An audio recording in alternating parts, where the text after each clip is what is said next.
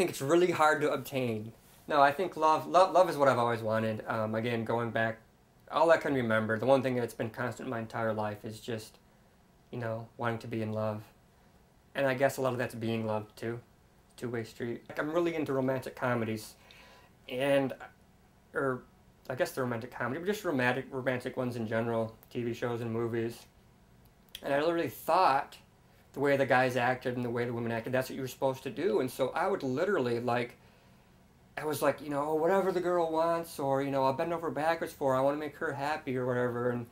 And when I would do these things that I thought would be super romantic, like, get them, take a rose on the date, or have, a dozen roses sent, I always expected, literally, subconsciously, I think I expected there to be, music in the background and stuff. But consciously, I was literally expecting, this huge, oh my gosh, and then they fell for me or whatever. Or one time I even, told a girl, I knew I didn't really love her. I mean, I know her all that much, but rather than saying, I think I like you, the last second I just decided to say, I love you, because I thought, when they say that in movies, the women, they just melt and whatever, and so I said that, and she's like, you don't even know me.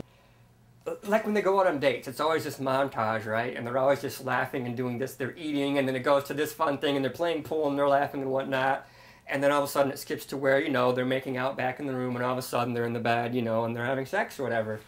And so what I would find was that those were the things I could play out in my head and imagine, but I never knew what went in between.